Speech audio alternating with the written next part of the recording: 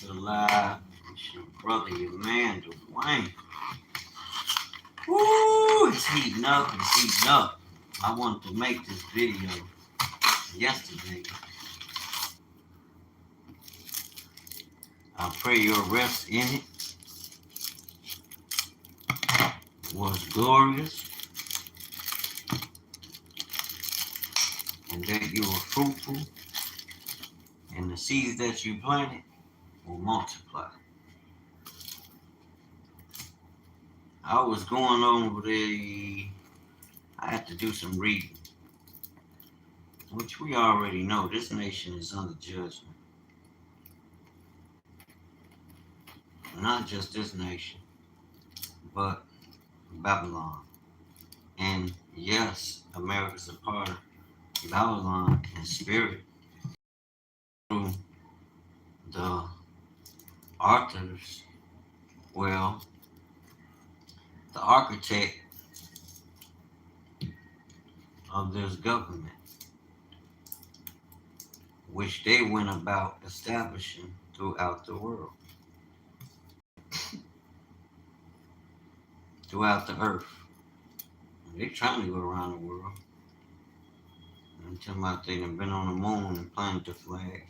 So like I said, the worlds, if they have really been there, I would have to go there to know it. I don't trust that. And I ain't no conspiracy theorist. Bible. If you're a reader, an avid reader, all you have to do is pick up your Bible, open the book, and the context. Understand not only are these things happening to these people, but they are for a sign. We know because that sign is on us, like you said, it will be forever. It's to do what you do with it. I can't tell you what that is. Only the Holy Spirit. Our representative, the one and true and living, we are the servants of the King of Israel. And we are kings and priests like unto him.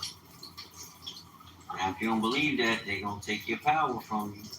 And you're probably sitting there listening. If you get to hear this, show up on, where it's going to have to be heard later.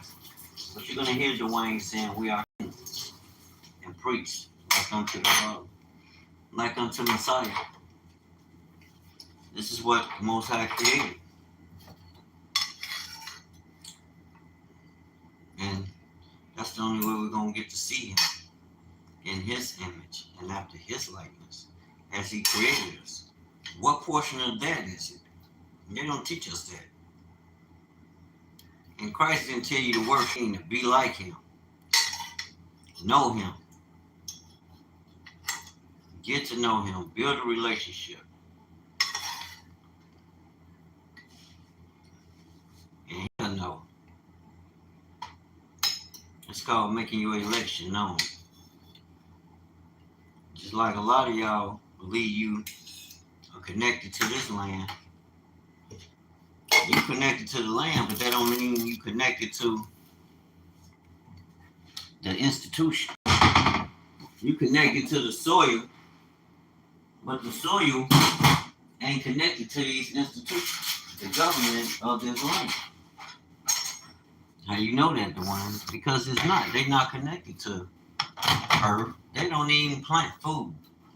They outsource their food. Let somebody else plant it. And then try to tell you shouldn't plant it so they can control the market. What kind of shit is that? That ain't no kind of people you follow. Get the hell out of here. Tell me some, this is what's good for the nation. No, that's good for y'all. When they was asking Christ that, he told him his own great. He was calling him great master. He's like, no. You ain't finna put that on me. He told you there's only one that's great, and that's the Father. Your Father, which art in heaven. And don't call me master. Don't call me Father. There's only one.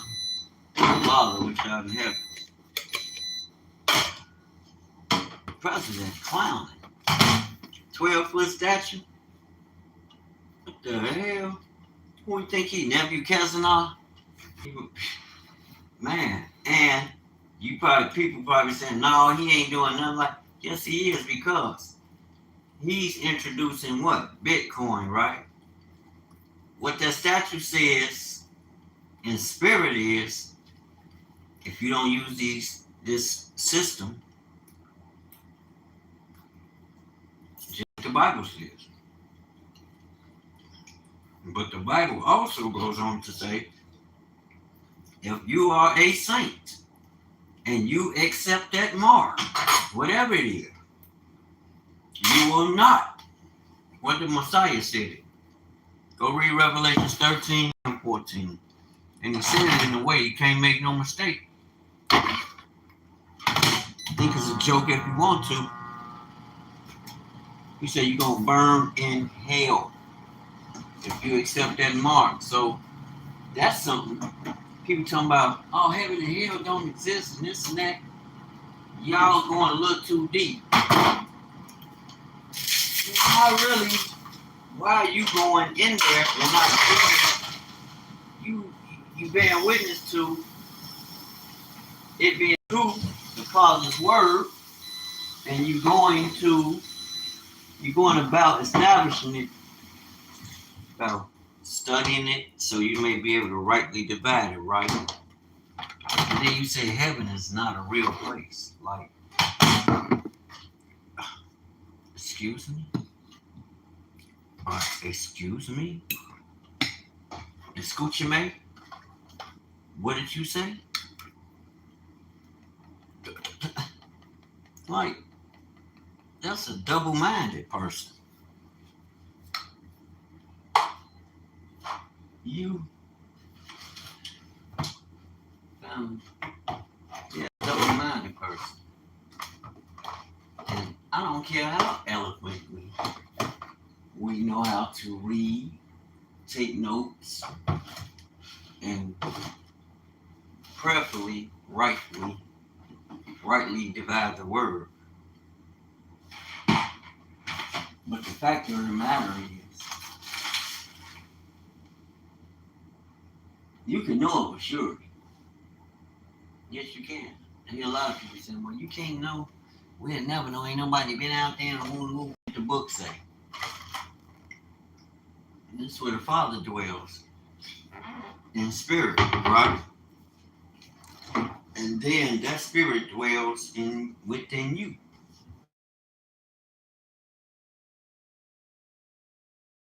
So the word is true. There is a heaven.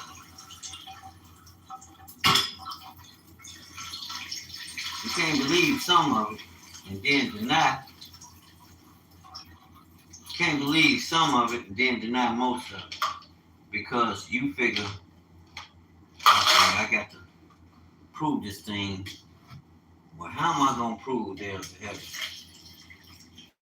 Ask the Most High. Let me show you. But read the book first, because it will instruct you. Yes, it will. On how to achieve. What the damn steak sauce, woman? Who the hell ain't been having those steaks? Just want to be moving stuff or something. Lord, I went behind the microwave. It's the steak sauce. No, I'm not crazy. He did not. She probably used it or took it to work with her. Y'all know how women are. Probably took it to work. Crazy. Crazy. Well, anyway, now it's time to go eat, y'all. 12 minutes, that's sufficient. But pay attention to what's going on around us, family. Donald Trump.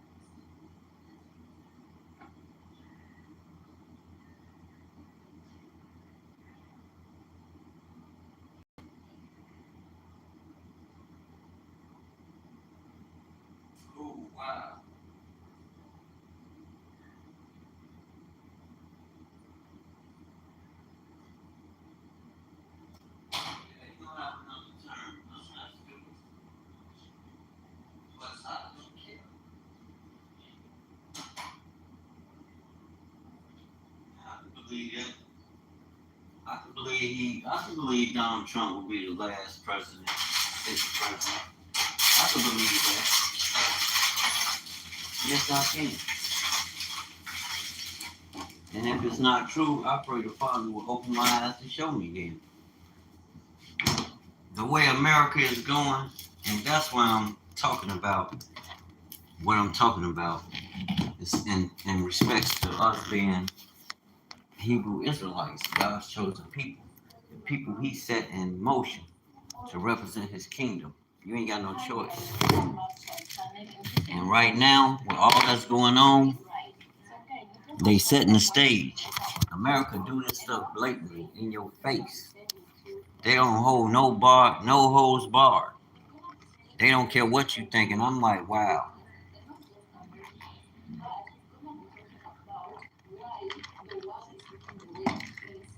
But we running around professing we Americans and this and that, and having these connections too. Family, we have to decouple from those things, disconnect from those things. Those things are not good, and they're gonna get bad. It's gonna get worse.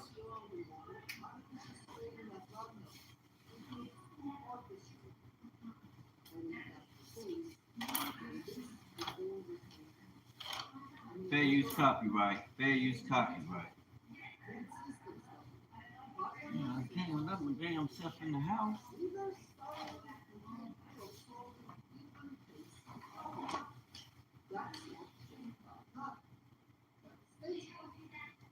Man, we ain't scared of Trump. We ain't care if he do. What y'all trying to get black people to vote Democrat?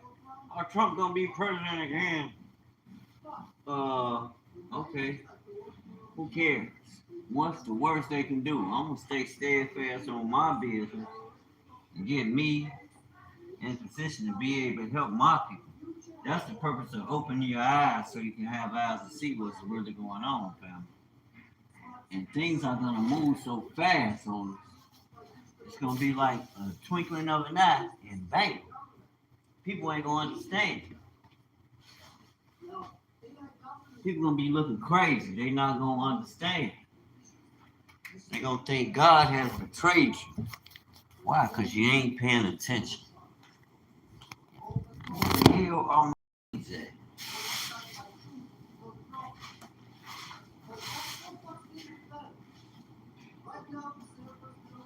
Sit on the damn couch. I thought I looked under there.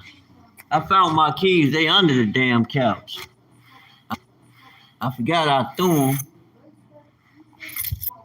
So this is my house. I ain't because I say this is my house don't mean I deny it's your house.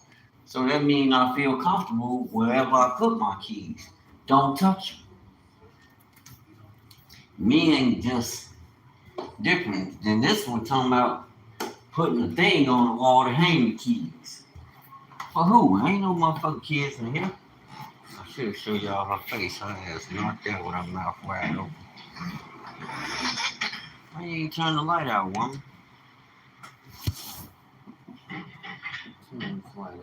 Going to sleep, baby? Mm-hmm. You raising up here? Now put you on camera. My precious, beautiful, as you are. Y'all want to see Miss Beautiful? I'll show y'all her. Who else can I come to after I show her y'all? She gonna chase me the fuck up out of here.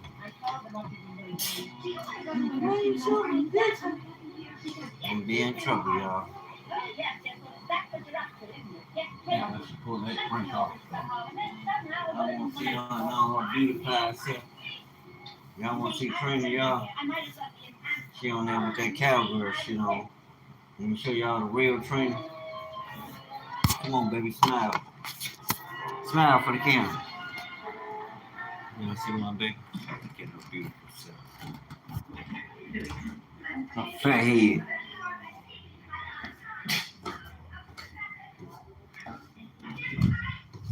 No, I like you, baby.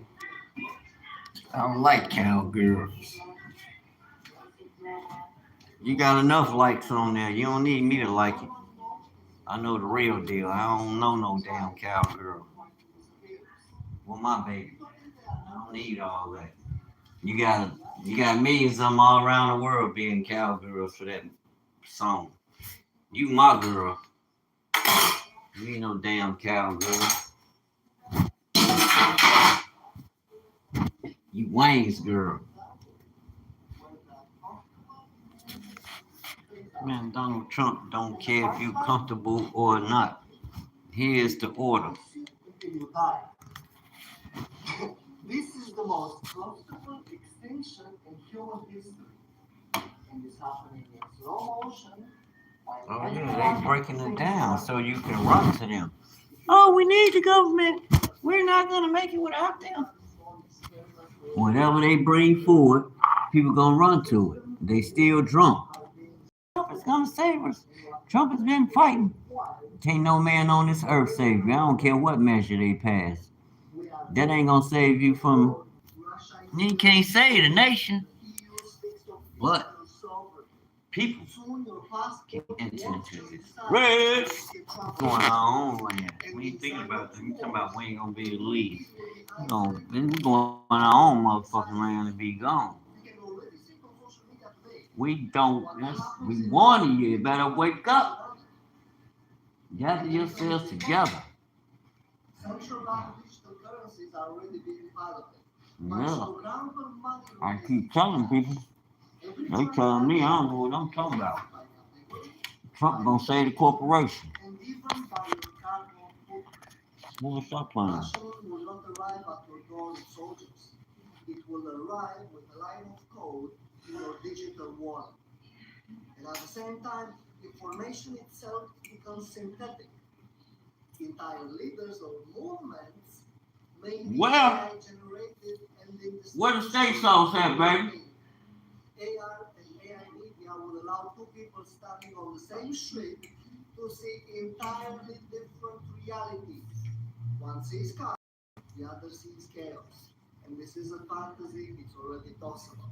And protest itself, crowd control is shifting from patterns to behavior. Sound and frequency weapons exist today. Now extend that forward. Emotional dampening at scale. A city where outrage never ignites because the very environment suppresses anger. Punishment shifts from prison to digital exile. You're free to walk the street, but cut off from banking, ID, and transport. Social death replaces physical bars. This is the trajectory.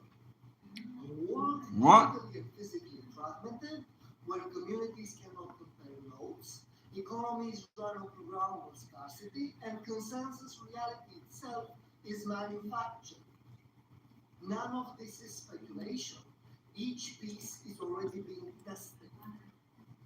The wild future is built one quiet pilot program at a time. Yeah. So the question isn't whether the future is coming. The question is who writes the rules of it and whether we accept the cage because it looks like safety. Oh no. Stay close.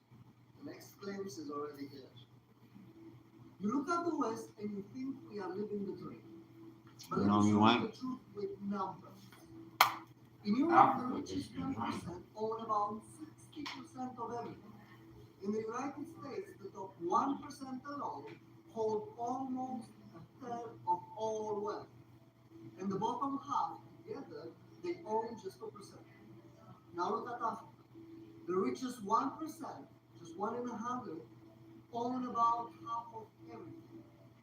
In South Africa, the top 10% control more than 80% of the country's wealth. Do you see the pattern so far? It's not you against us. It's all of us beneath the same pyramid. Yes, there are differences. Here in the West, poverty is hidden behind clean streets and credit cards. People live in houses that belong to the banks, drive cars that belong to finance companies, and buy food on debt. I know it looks like conflict. It isn't, and it's actually control. In Africa, inequality is even more visible.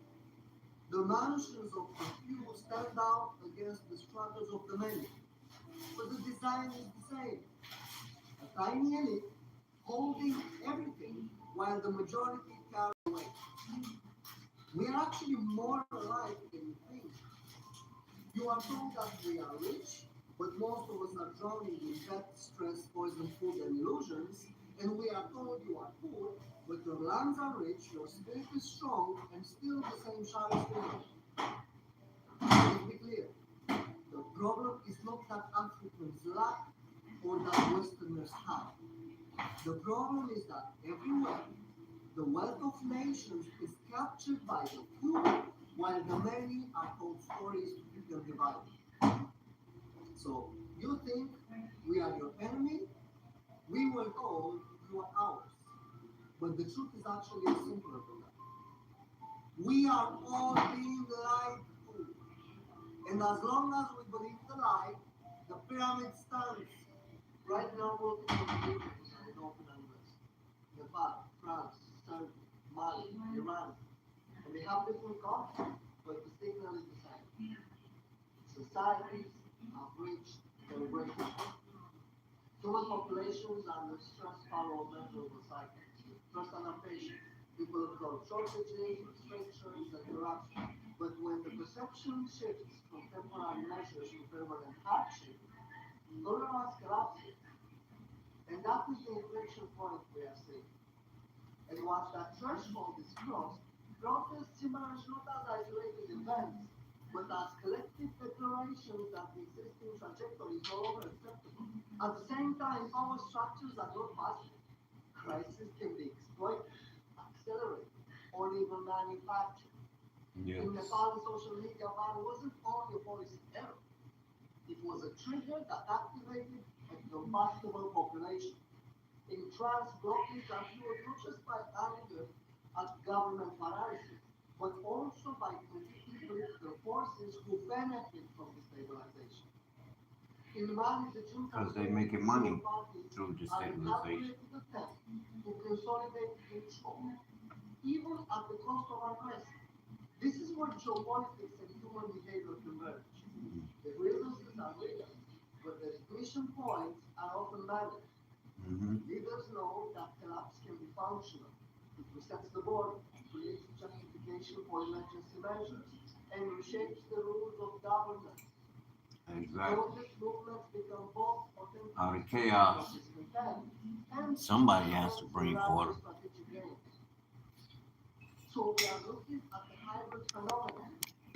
From the A bottom, hybrid phenomenon. nations reacting to the growth Big of that. capacity and resources. Y'all stay prayed up, keep your eyes and ears open, Systems that tolerate and each one teach one. We really gonna have to.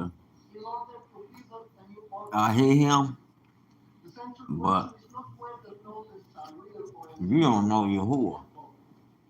the critical issue is We serve a real, true, and living Elohim. Watch what these black people do. by entrenched power Everybody warning us. control titles. Oh, And if it remains with the people, the trajectory shifts. So guys, welcome back. Let us know what you think about this episode in the comment section, yeah? Let us know also, do you think that this is just a conspiracy theory or do you think that this guy is seriously onto something, you know? And as we respond to that question, I also want to talk about think they're gonna prevail. nation governance, right? They think the Most High is not moving. They think the people will give up hope. All this. Read Ezekiel 37 and 38. And when this guy, I had this guy talk about AI becoming a very predominant figure in how the world is gonna be governed and how they all It's like how they gonna just tell you how the world gonna be governed. Fuck out of here. What people gonna do? Before machines get to rule human beings are human beings with feelings, right? And you know, and before you go on world gonna snap. Get ready. Just their thinking and way of trying to do things, like I was explaining earlier in the video, their words create a fate that's contrary to the word that was spoken over your life. The U.S. economy hit hard.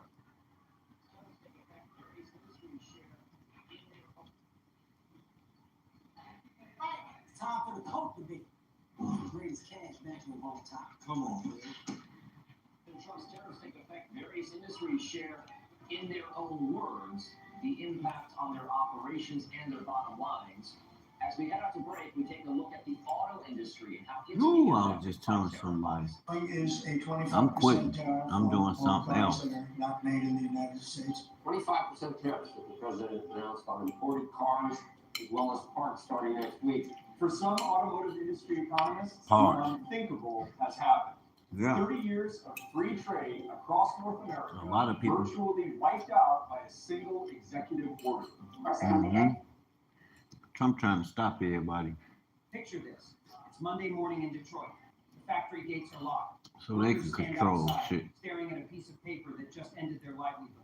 That's 50,000 crazy. American jobs gone overnight. Assembly lines Crazy. are silent. Families who have worked in those factories for generations are suddenly asking themselves, what What the just hell? happened? And the answer is simple. Africa happened. For the first time in history, Told five him of Asia's Africa. largest automakers, Get household ready. names that powered America's middle class for decades, have turned their backs on the United States and chosen Africa as their new home. Told Not y'all. Mexico, We not woke. Europe, not Southeast Asia, Africa. The continent once dismissed as too risky and too poor. Didn't It think is so. now the epicenter of the global automotive revolution. Let that sink in. Factories Y'all that hear once that? fueled Detroit Test Pride are now being built in Accra, Lagos, and Nairobi. Mm-hmm. Engines are rolling off lines, not in Michigan, but in Africa's industrial parks. And it's not charity, it's business. I These told automakers them ran the numbers. we're gonna have to run to They Africa. decided that Africa was the place where their money would grow, their Look at it. technology would flourish, and their Look next at it. generation Listen of to what they customers would be saying. created. This is not a small shift. This is a global earthquake. For decades, America was the symbol of the car industry. Cars were not just they were part of the American identity, Listen, proof of industrial this strength. is crazy. But today, that symbol is cracking. What was once the beating heart of U.S. economic power is investors quietly move their money out of the U.S. market into Africa's. Rising economies. And here's the most shocking part. This didn't happen overnight. Africa prepared for this moment. While the world underestimated the continent, African nations were quietly building industrial zones, upgrading power grids, negotiating free trade agreements, and training millions of engineers, welders, and designers. They built. We've been telling people this is Talk of Africa 360. This video came out 13 hours ago. You want to come out? All right, vote Trump. You need to wake up. You falling asleep behind the wheel, man. And the nations are going to get ahead of you. And you're not going to look like you're so great. You don't know how to do the deal? Make the deal with them? They're going to pass us up? I just told somebody. Man, it's all the Europeans I've seen going into Africa. A lot of them leaving America and moving to Africa. Maybe they know something. That Negroes want to argue, and Africans want to argue. They ain't arguing about Africa and the value of it. Hell no, they moving by the droves. All the nations' leaders are trying to do business with Africa. It's the truth. Now you get to hear it firsthand. Prepare yourself wisely. I'm glad I'm recording this video too. My son get to hear that. He'll know. You better look to Africa. Gold, silver, and mineral resources. And if you're thinking about it, you better go and get involved in it now before all of them get in there. So they're going in there, and if they're at the forefront, they're going to control a lot of things. But you can get in there. With what we have to offer, Africa ain't gonna turn this back on us. They ain't stupid to deal with these, knowing what they goddamn cousins been doing. So let me retract that, what I said. Africa ain't crazy. They know what they need. It's they people create.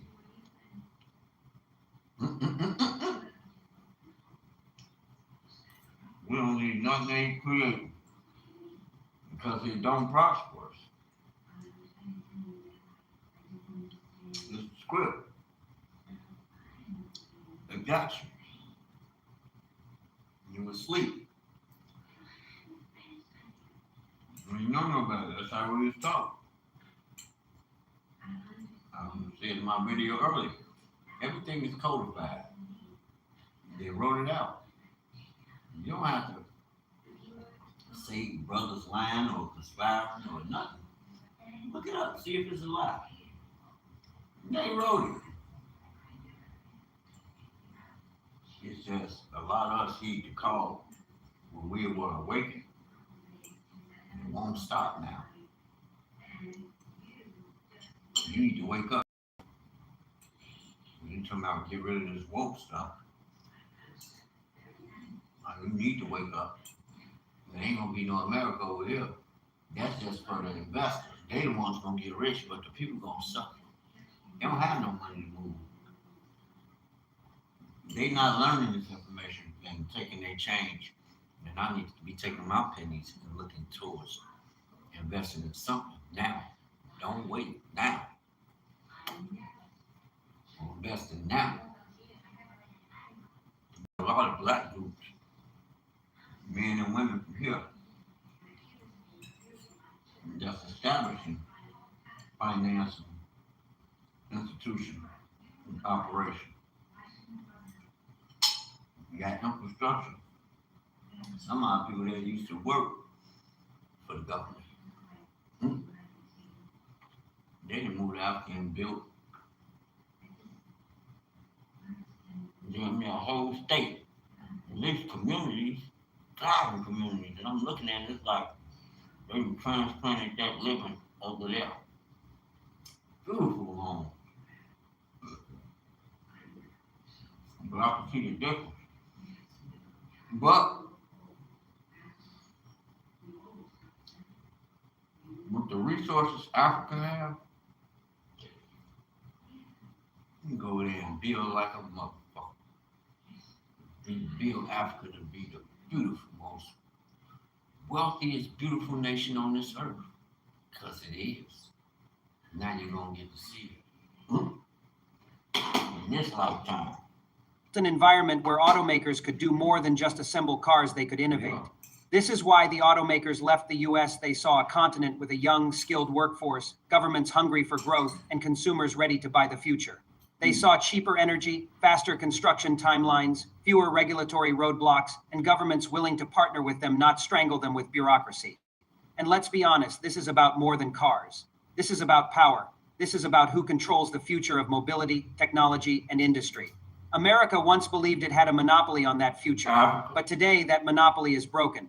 As we speak, new car plants are rising across Africa, capable of producing millions of vehicles every year, and not just any vehicles, electric vehicles, next generation hybrids, cars powered by African-made batteries and African-mined lithium. The supply chain is shifting, the profits are shifting, and the geopolitical balance is shifting with it. This is why Washington is afraid, because if Africa can build cars, it can build everything else. It can build its own planes, its own ships, its own satellites, its own future. And the US will no longer be able to control the flow of wealth, the flow of technology. Burkina Faso done put the planes out there.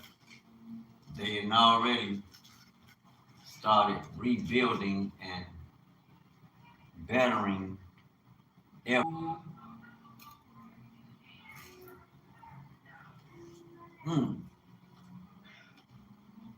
They creating hubs and also just regular commercial flight, which connects a lot of flights. And they're even expanding and rebuild and building new and expanding on some models that are already there, updating and expanding.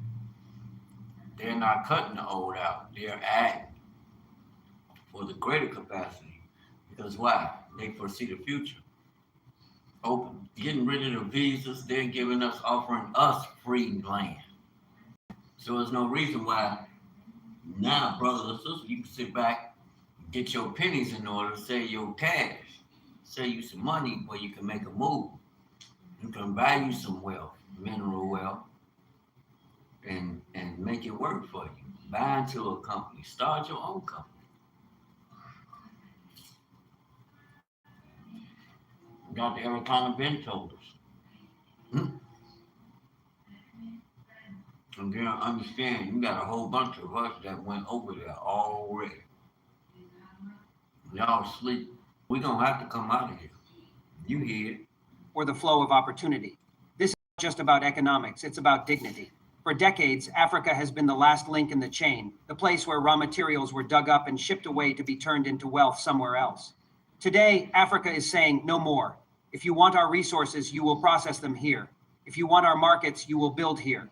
If you want our loyalty, you will respect us as equals. That is why this moment is so explosive, because it signals the beginning of something much bigger than a car deal. It signals the dawn of Africa's industrial revolution. The second wave will be tech companies, energy giants, logistics hubs, all choosing Africa as their headquarters for the future. And by the time Washington wakes up, it may already be too late. The world woke up this morning to an announcement that has sent shockwaves across. He talking about we got to get rid of woke. You ain't gonna know where to invest, Mr. President, if you don't wake up. Washington, Detroit, and Wall Street. Stop playing. 5 of Asia's biggest automakers, titans that have been assembling, selling, and servicing cars in the United States for decades, have just announced that they are moving billions of dollars worth of production to Africa. Damn. Factories in Ohio, Michigan, and Kentucky are preparing to shut down. What? 50,000 American workers have been told that their jobs will disappear within months. This is not just a business decision. This is a turning point in global economic history. For decades, America was the beating heart of Didn't get into the crossing the T's and dotting the I's on a little side notes like this that's also affecting that we don't often bring up, but that's opening a whole nother can of worms that we can't deal with the first can. Yes, but we can. Now it's time to expand your mind. It ain't time to panic. It's time to expand. You have to look to Africa. You ain't got no choice. You got to stop talking about these niggas. You got to start looking at your neighbors as your brothers. You're going to have to learn a healthy respect for us, Africans and African descent. And all these Negroes talking about, oh, I ain't no African. All that tune about to change real quick. I promise you. They're going to be Africans then. They finna see. You're going to see what's been the power all along. They woke. Stay woke, Troy Ray. the automobile Go industry. back to sleep. Detroit was called the Motor City as the new frontier of automotive power. The announcement came from a joint press conference in Addis Ababa, where executives from Toyota, Hyundai, Tata Motors, Kia, investment package that will see new mega assembly plants built across the African continent. These are not just assembly lines, they are entire automotive ecosystems, including local. Open auto garage, tow, parts distributing, road service. We'll kill them. There you go. You could build a whole community of automotive repair, service and repair, and creating the things that surround. For years, Asia's automakers have complained quietly about U.S. tariffs, labor costs, and endless regulatory red tape. But the real breaking point came when American policymakers attempted to strong-arm them into building even more plants in the United States under the threat of additional tariffs and sanctions. Instead of bowing to Washington's pressure structure, what once was dismissed as a risk market is now the hottest automotive opportunity on Earth, and the deal these automakers. I said it from the start, fam. Now, the world is about to witness the truth of the matter. The power is going back. Work. In exchange, these companies have committed to transfer technology, train local engineers, and source at least 40% of their parts from African suppliers within the next 5 years. The result? African cities like Lagos, Nairobi, and Johannesburg are about to become the new Detroits of the world. Thousands of jobs will be created across the continent, from assembly line workers to designers, software engineers, and logistics managers. Meanwhile, the United States is bracing for economic pain. In Michigan alone, entire towns depend on auto factories for survival. It's not just about cars, it is about losing leverage over global trade. American media is scrambling to spin the story. Some networks are blaming unfair competition. Others are accusing African governments of stealing jobs. But the truth is that the US did this to itself. For decades, it treated Africa as an afterthought, a place to dump.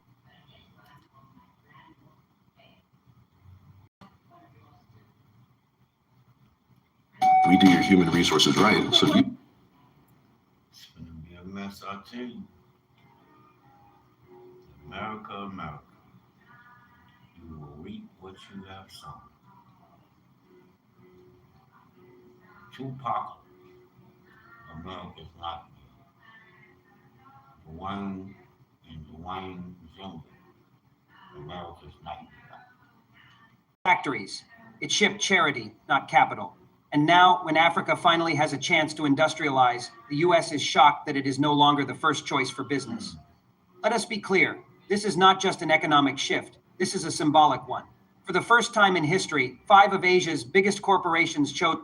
How in the hell did they think they would look to us first? How we treat? How the fuck they treat us? Oh, fuck, these people slow. Africa over America. They did not just open a branch office, they moved their entire production strategy. This is a direct vote of confidence in Africa's future. Africa is not just winning jobs, it is winning respect. Picture what this means in practical terms. In just 3 years, African-made cars will be rolling out of brand new factories, stamped made in Africa and shipped to global markets. Those cars will compete head-to-head with American and European models.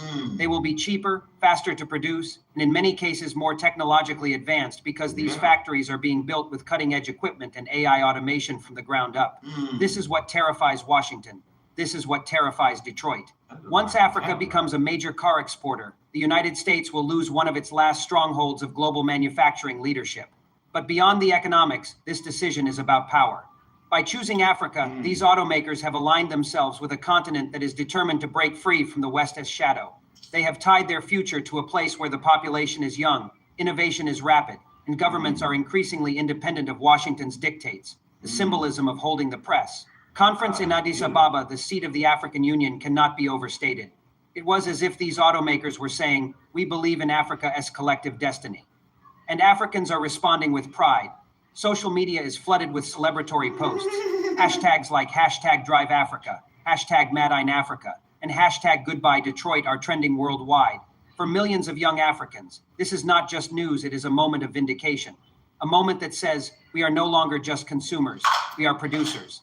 We are innovators. What does this mean for the future of global geopolitics?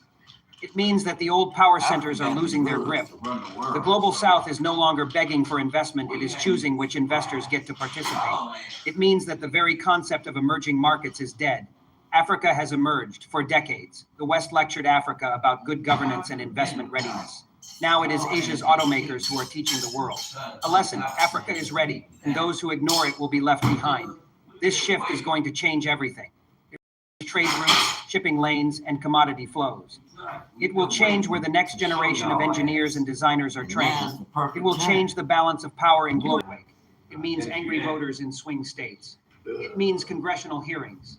It means calls for tariffs, sanctions, and perhaps even attempts to sabotage war it cannot win. In the coming months, you will see a flurry of activity. You will see African presidents cutting ribbons at new construction sites. You will see bulldozers clearing land for massive industrial parks. You will see the first hiring fairs for young African graduates. And you will see the United States scramble to respond with offers, incentives, and maybe even threats. But the momentum has shifted. The psychological victory has been won. The message to the world is clear. Africa is not the periphery anymore. The center of the next industrial revolution, and for every factory that closes in, Michigan, there will be a new one opening in Lagos or Addis Ababa. For every American worker who loses a job, an African worker gains one.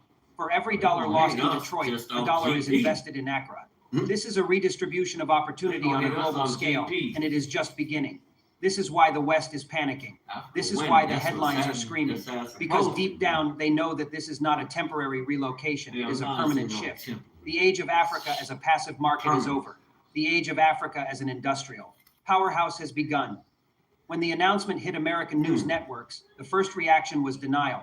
Commentators insisted that this was just a bargaining tactic, that the automakers would eventually be.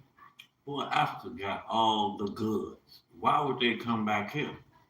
Make it make sense. You just got a small demographic of people who choose to keep their mind closed. They don't want to see reality.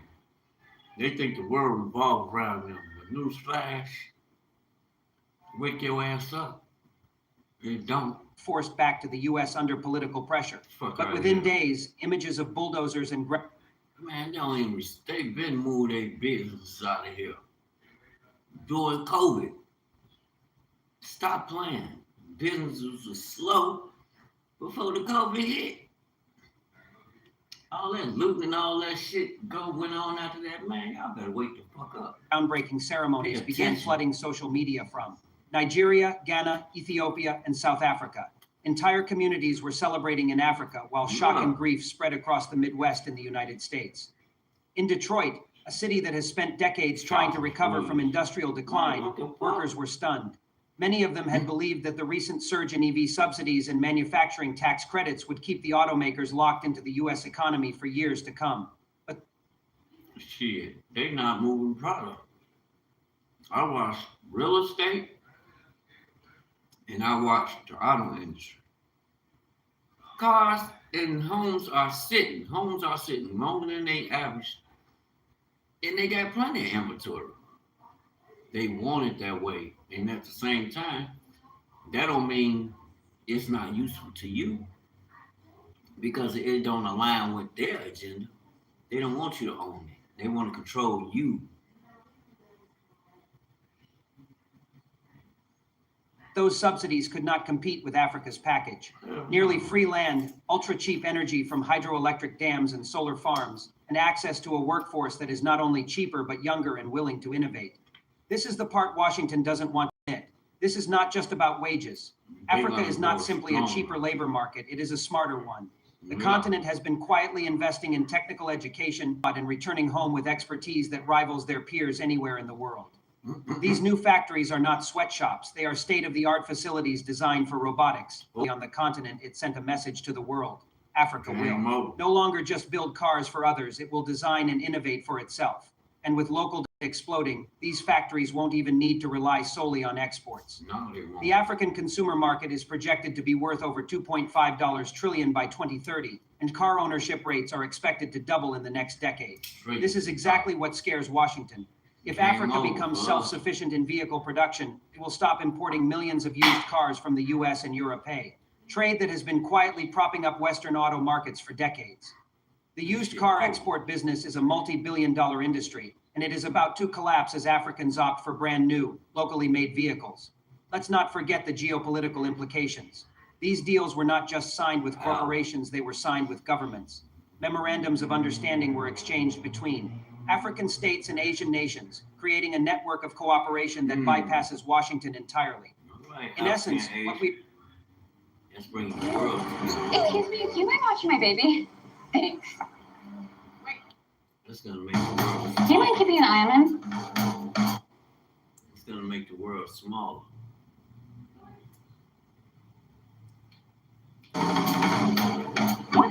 You wouldn't trust your baby with just anyone. So don't trust your other baby with just anyone. The next time you're in an accident, trust the collision repair team at Crash Champions to make it look like new again. Crash Champions!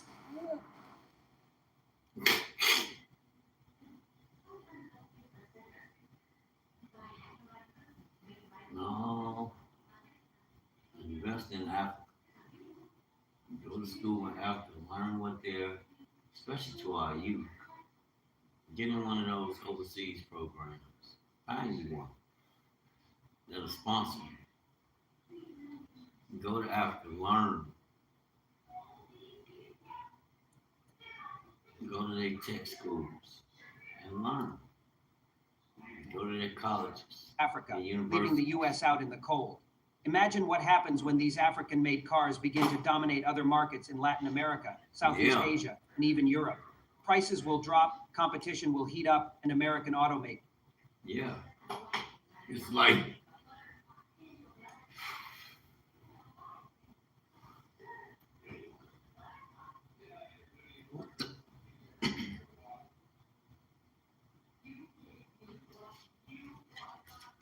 hold on.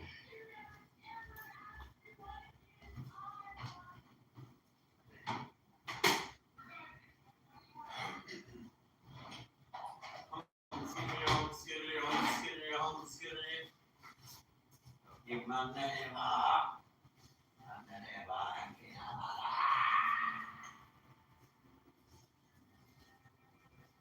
My name Bob with peanut butter. Hold up, dog. Hold up. I'm supposed to spend stock there. Can't grab this video. I looked up this wrong. That ain't no work.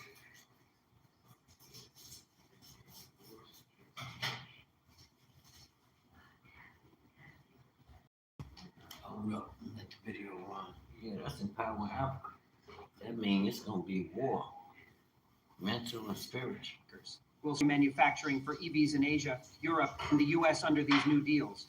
Much of that cobalt will stay in Africa. New refineries are being built in Zambia and the DRC to process critical minerals locally, meaning that the value chain and the profits will remain on the continent. This is a strategic nightmare for Washington, which has spent years who know that the US cannot afford to alienate a continent that holds so many of the resources it needs. Talk of sanctions has been quietly dropped because no one in Washington wants to risk pushing Africa further into the arms of China and Russia. Instead, you are seeing a desperate PR campaign. American officials are flying to African capitals, offering new aid packages and trade deals in an attempt to slow the tide. But this is too little, too late. Africa remembers decades of empty promises, exploitative contracts, and one-sided trade agreements. This time, it is setting. The terms and the automakers are listening.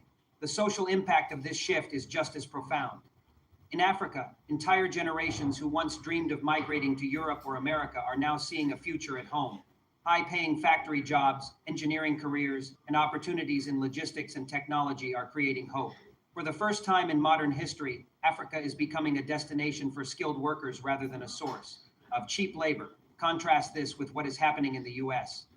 In the Rust Belt, the announcement has reignited debates over automation, globalization, and the hollowing out of American manufacturing.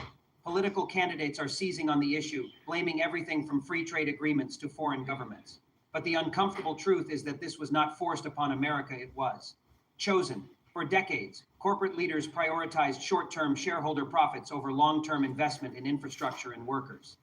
They allowed factories to age, skills to erode, and communities to decline. Africa simply offered a better deal, and for once, the corporations took the long view. This is why the shock is so great. For the US, this is not just a job loss story, it is a status loss story. It is a reminder that America no longer controls the flow of global capital the way it once did. In the 20th century, if America sneezed, the world caught a cold. In the 21st century, Africa can sneeze and America will be the one reaching for tissues. We are watching a rebalancing of power that has been decades in the making. It is messy, it is disruptive, and it is unstoppable. Even Wall Street knows it. Analysts are already downgrading US automaker stocks and warning of African competition. Risk in their reports. Hedge funds are pouring money into African infrastructure funds, betting that the next decade of growth will come from Nairobi and Accra, not from Detroit.